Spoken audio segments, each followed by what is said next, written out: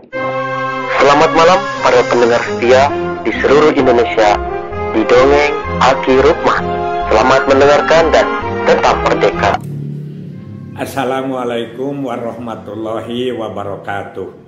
Sampurasun. Bismillahirrahmanirrahim.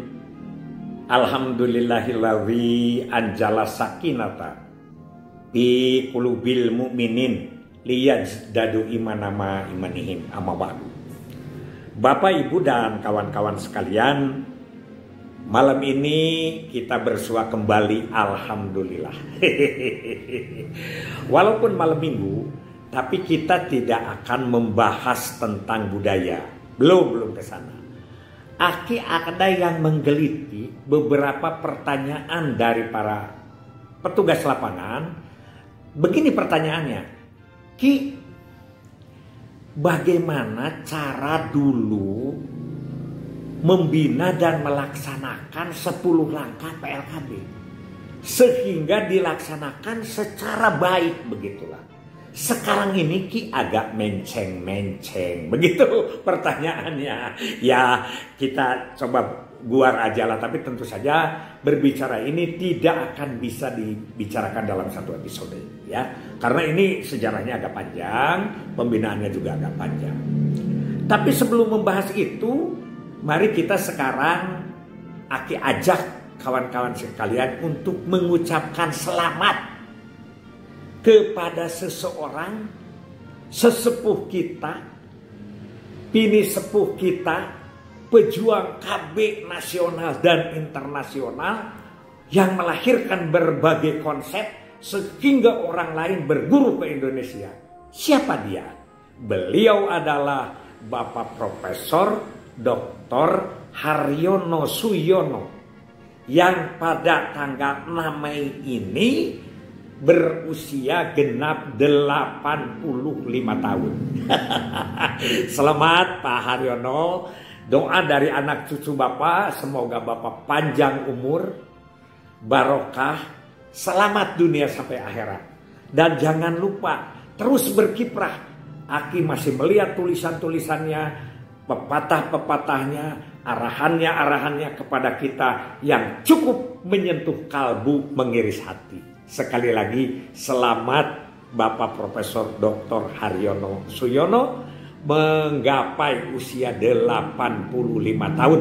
Mudah-mudahan anak cucu Pak Haryono juga usianya panjang-panjang dan sehat-sehat semua. Amin ya robbal alamin. Nah, yang berikutnya kita bahas sekarang tentang 10 langkah PLKB. Memang 10 langkah PLKB ini sesuatu ilmu yang canggih katanya. Bahkan ada yang menyebut ilmu yang ajaib. Janganlah ajaib, karena ajaib itu adalah sesuatu yang bersifat gaib.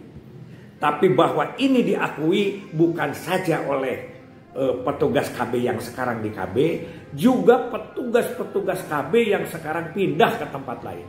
Ki, saya bisa berkembang jadi camat, saya bisa berkembang jadi kepala dinas, saya bisa berkembang jadi bupati. Itu Pak Ruhimat itu ngobrolnya begitu ya, Bupati Subang.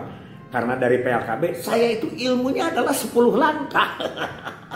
Jadi jamparing asih lah kalau kata Kang Tangma. Memang ini sangat luar biasa.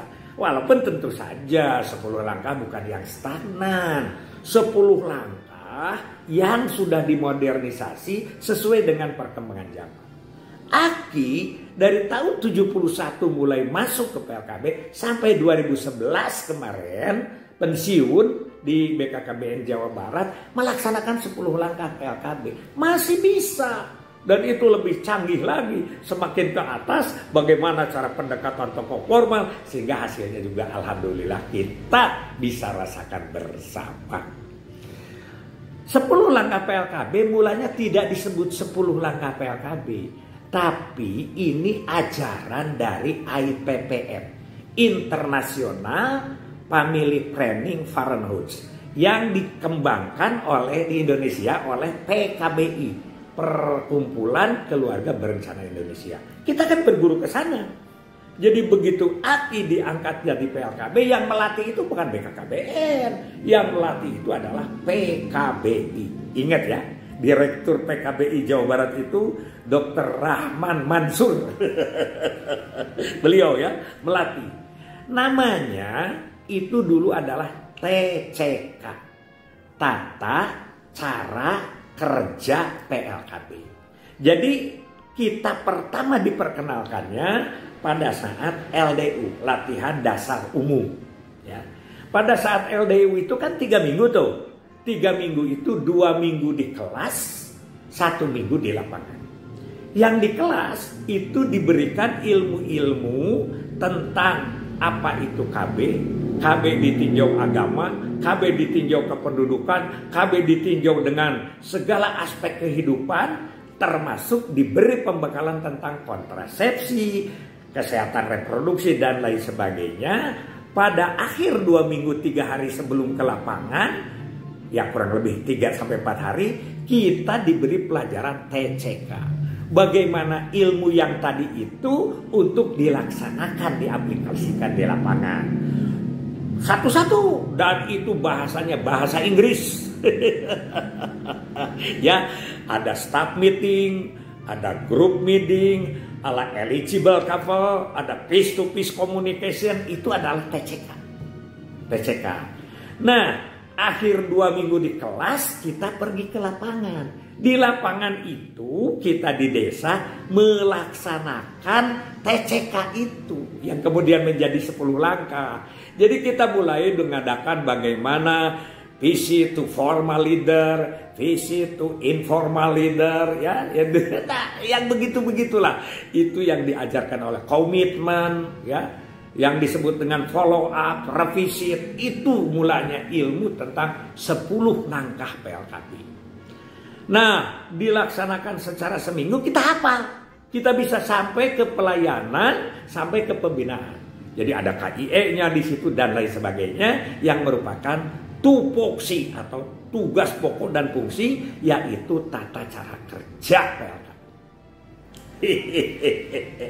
Kira-kira setelah 5 tahun berjalan, TCK ini kemudian disusun secara runtut, secara sistematis. Yang Aki tahu disusunnya adalah di Diklat KB Jawa Barat. Jalan sederhana waktu itu. Kepalanya Dr. Kusdinar Yogasara almarhum, yang pernah jadi kepala BKKB Jambi. Dan waktu itu adalah sekretarisnya yaitu Bapak Hertog Nurwahyu Saud almarhum juga, mantan terakhirnya adalah kepala BKKBN Jawa Barat. Ada tim lain di situ, ada Pak Saud, ada Pak banyaklah Pak Aib di situ, ada Pak kepala BKN Cianjur itu siapa ya? Suwardi Puntang, Pak Suwardi Puntang. Banyak timnya itu. Dan cara menyusunnya itu berdasarkan orientasi lapangan. Salah satu yang diorientasi lapangannya itu adalah daerah Aki. Daerah Kecamatan Pasir Jambu. Aki waktu itu jadi group leader. Bahasa Inggris lagi. Group leader dengan 4 PLKB. Nah, itulah terjadi susunan dengan nama 10 langkah PLKB yang sekarang terkenal dan dilaksanakan menjadi Mekop kita. Nah, apakah status dan lain sebagainya, ini kita sambung besok. Kenapa? Karena ini panjang ceritanya. Sudah 8 menit. Hasbunallah wa ni'mal wakil, ni'mal maula wa ni'man nasir. Wassalamualaikum warahmatullahi wabarakatuh.